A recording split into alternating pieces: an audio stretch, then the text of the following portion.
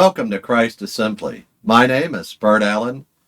Today we're looking at our study on 1 Corinthians, and we're going chapter by chapter. And today we come to chapter 14. And it's about how the spiritual gifts in the local assembly are to be used. When should people talk? When should people be silent? Should you eat before you come? And what's going on? But a lot of things. But today, because it's highly controversial among modern churches, we'll look at 1 Corinthians chapter 14, verse 34, and it talks about the women keeping silent. And to make this verse really understandable, you have to look at other verses in other contexts. And let's just start by reading 1 Corinthians chapter 14, verse 34. It says, "The women are to keep silent in the churches, for they are not permitted to speak, but are to subject themselves, just as the law also says." So, a lot of folks look at this and say, well, the general context here is about one prophet speaking and then another person speaking in tongues and then another, and about the orderly sequence of doing that. So those folks, and I'm going to call them the tongues and the prophets groups, that group says, oh no, women are only supposed to keep silent when the tongues and prophets are speaking, just like the men. Well, there's a variation on that theme that says, well, the prophets are supposed to be evaluated by the prophets, and that's when the women should keep silent.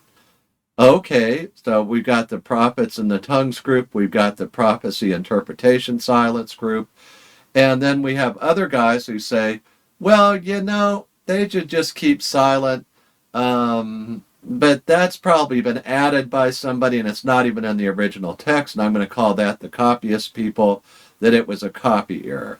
And finally, I want to give you a different way of looking at all of this that harmonizes all the verses. And let's start by turning back to chapter 11 for a moment. In chapter 11, Paul talks about head covering, and I did a video on this, with 4 reasons women should cover their heads at the breaking of bread service. One of those reasons is found in chapter 11. This is 1 Corinthians chapter 11, verse 5. "But every woman who has her head uncovered while praying or prophesying disgraces her head, for she is one and the same as the woman whose head is shaved." And people read that and go, okay, well, wait a second. It clearly indicates that women can pray and prophesy, just like we read about in the prophecy of Acts chapter 2 about the Spirit of God being poured out upon the church, and women will be prophesying and other things. Women certainly have spiritual gifts. Make no mistake about it. All we're talking about in verse 14, in chapter 14, God's telling us about the proper administration of those gifts. So we know from 1 Corinthians 11 that women pray and prophesy. But the question is, do they pray and prophesy at the public meeting of the church during the breaking of bread service? And you go back and say, well, Bert, I thought you said that those 4 reasons to cover your head applied during the breaking of bread service, and I agree. There are 4 reasons there for covering your head. But those same reasons for covering your head apply to a woman using her gifts to pray and prophesy. When she uses her gifts, wear the head covering. Remember this, it's when you use the gifts. Now, let's go over to 1 Timothy for a moment too. In 1 Timothy, we get another general understanding of what women are supposed to be doing and not doing. So I'm going to turn to 1 Timothy chapter 2, verse 11. "A woman must quietly receive instruction with entire submissiveness." Verse 12. "But I do not allow a woman to teach or exercise authority over a man, but to remain quiet." Verse 13. "For it was Adam who was first created, and then Eve." Verse 14. "And it was not Adam who was deceived, but the woman being deceived fell into transgression." Okay, so a woman should not teach or exercise authority over a man. There's no mention of a church service at this point. It's a general prohibition on women teaching and exercising authority over men. general prohibition. And he gives theological reasons. One is that Adam was not deceived, but the women were deceived. So they should be in submission to the man who was not deceived by the evil.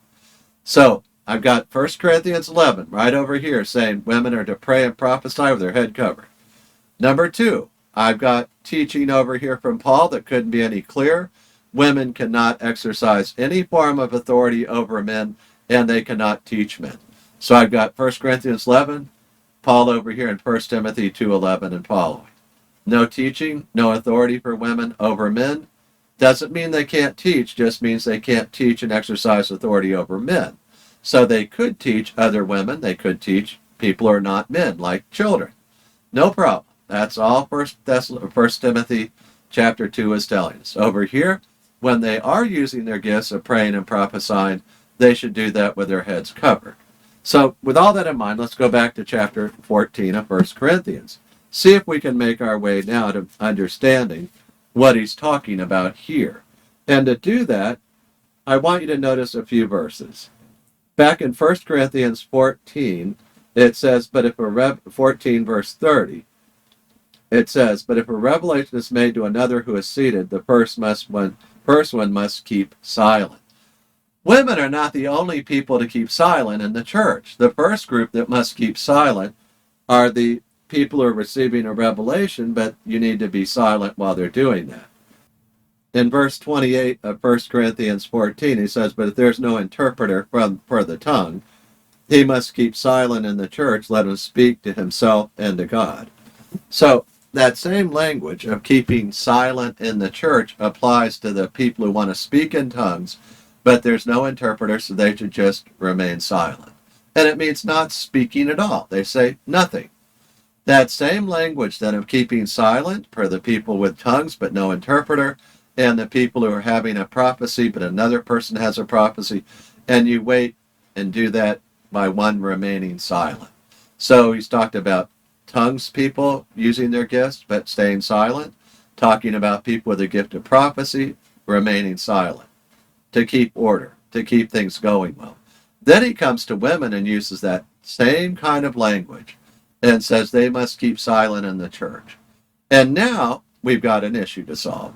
Because if the general tenor of that verse is women keep silent all the time in the church, particularly when it comes to teaching, exercising authority, then okay, well, what do we do? Because it says women are going to pray and prophesy with their head covering. Remember, it did not say directly that they're going to do that during the breaking of bread service, but we have more information. So let's go back to our verse in verse 35. It says right after 34, the women are to keep silent. 35 says, if they desire to learn anything, let them ask their own husbands at home, for it is improper for a woman to speak in church. And there are no limitations there. Just like they just need to be silent in the church all the time, because they can learn whatever they want to learn at home. But that same language is used up above, because it says, verse 31, this is 1 Corinthians chapter 14, verse 31, for you can all prophesy one by one, so that all may learn and all may be exhorted. So even though the women are going to be silent, it doesn't mean that they aren't hearing the word of the prophecy and they learn and are exhorted through the use of the prophecy. Some people latch on to that and go, oh, no, they're just silent during the time of the prophecy. The problem with that are verses 34 and 35, which are definitely in the context of speaking in tongues and the use of the gift of prophecy. But there, in those verses, the silence that's enjoined is upon males, that the males are going to be silent, and he switches to female and says, in keeping with 1 Timothy chapter 2, y'all aren't to exercise any authority. If you are prophesying, we know from the previous verse that you are exercising authority and people are learning. God says that women should never fill that role, particularly in the church. They will be doing praying and prophesying, but they won't be doing that to men. Did you catch that? that their gifts are not designed to be used as exercising authority over men. Therefore, women do not preach or teach. And because that gift, back up here, it says in verse 31, all can prophesy one by one so that all may learn and all may be exhorted. So when you couple that up, 1 Timothy chapter 2, that women aren't going to be doing their praying or prophesying in the presence of the males. They aren't going to be doing that. Okay? So that resolves all the conflicts. That the women are going to be seated quietly and silently in submission. They aren't going to be using their gifts of praying or prophesying in the church meeting because of 1 Timothy chapter 2 and 1 Corinthians 11 means that they aren't going to be using these gifts without their head covered. Wherever they're going to do it, they're going to do it with head covering, showing they're always submissive to the males, even when they're doing that.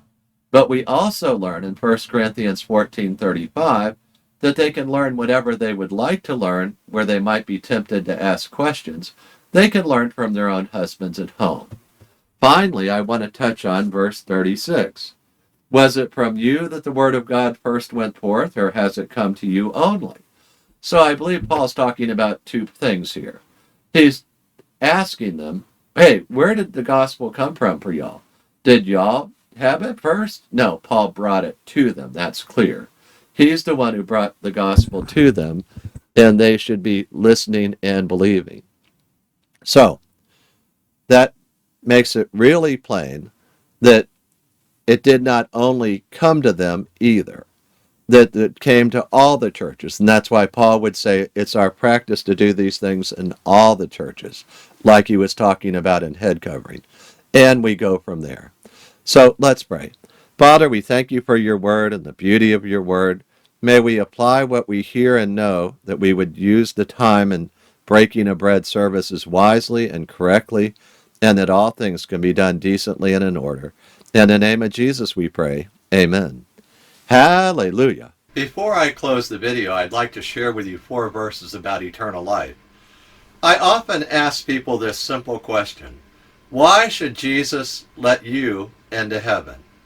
And the answer to that question surprises many people because it comes from the Bible and it's simple and it's clear. Most folks, when they hear that question, they tell me, well, I've been good, or tried to do more good than bad, or I tried hard, or I've done a lot of nice things, and I hope God will let me into heaven. They somehow think if their good works outweigh their bad works, that God will let them in. But God says, actually, I'll let people into heaven because of a free gift. But the story from Jesus starts with 4 verses, and I'm going to read them one at a time. Romans 3:23 says, for all have sinned and fall short of the glory of God. Romans 3:23. You see, for every person who lives today on earth in human flesh, we've all sinned. Every one of us. We've all told a lie. We've all done or said something that made somebody else angry, and we were doing it out of anger ourselves.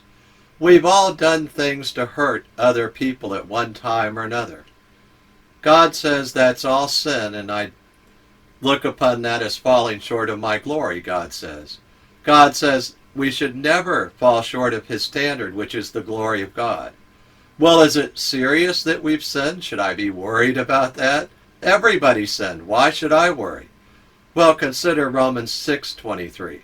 For the wages of sin is death, that all of us deserve the death penalty. At the moment we sinned, we incurred the death penalty for the smallest sin or the biggest sin. I'm happy that Romans 6:23 continues and says, but the free gift of God is eternal life in Christ Jesus our Lord. You see, if you've been listening carefully and thinking about what the Bible says, so far we've learned that we're all sinners, we all fall short of the glory of God, and we all deserve the death penalty. This doesn't sound like good news until you read the last part of that last verse. It says that God has a free gift for all of us. It's in Christ Jesus our Lord, and it's eternal life. The free gift of eternal life that only Jesus Christ can give you. He said he's the way, the truth, and the life. No one comes to the Father but through him. Why would God offer us this great gift if we're all sinners? Well, Romans 5:8 tells us. It says, "But God demonstrates his own love toward us, in that while we were yet sinners, Christ died for us." He died for us. He died in our place. God loves sinners like you and like me. He died in my place and in your place. He paid the death penalty for me. I often illustrate the free gift like this, that I have this old Nissan truck. It has 285,000 miles on it. It's not that great a truck. It sits at the beach every day. But I illustrate the point this way. I hold up the keys to my truck and I say, I'm going to make you a symbolic gift of my truck. But until you take the keys out of my hand, it's not your truck yet. Well, let me tell you what I mean. A lot of people have been going to church for years. They know all about Jesus. They can quote verses about Jesus. But they know in their heart that they're not quite right with God. And there's never been a day in their life where they've been born again and they know it. You see, they're just staring at the keys in God's hand, and he's offering you the free gift today of saying, reach out by faith and receive that free gift and take it into your heart today. Receive the free gift. Okay, how do we do that? Well, Romans 10:9 tells us how to do that. It says that if you confess with your mouth Jesus is Lord and believe in your heart that God raised him from the dead, you will be saved. And he means saved from the death penalty, eternal destruction. So we can receive that free gift right now by faith, and we can pray a prayer together. I urge you to pray with me. I'm going to pray it right now. Lord Jesus, I thank you that you love me. I confess that I am a sinner and I fall short of the glory of God. I confess too that I deserve the wages of sin, which is death. But Lord, you offer me the free gift of eternal life in Christ Jesus our Lord. I accept that free gift right now. I believe that you love me and that God died on the cross for me, that Jesus Christ is God, and he died on the cross for me. You paid the death penalty for me, Lord Jesus. Thank you so much. I confess with my mouth Jesus is Lord, and I believe in my heart that God raised him from the dead. I repent of my sins, and I accept that free gift, Lord. Thank you so much that you have forgiven me. In your name I pray. Amen. Now, if you prayed that prayer with me, I'd love you to send me an email and we'll rejoice together. Send me the email at friend@christassembly.org. That's friend@christassembly.org. I look forward to hearing from you. Hallelujah.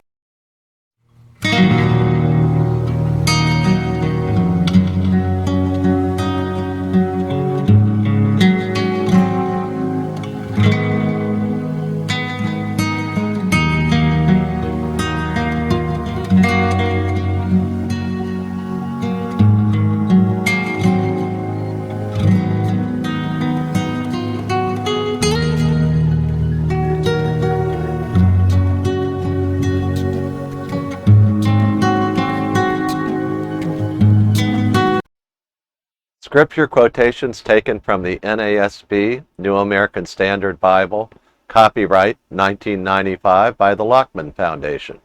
Used by permission, all rights reserved.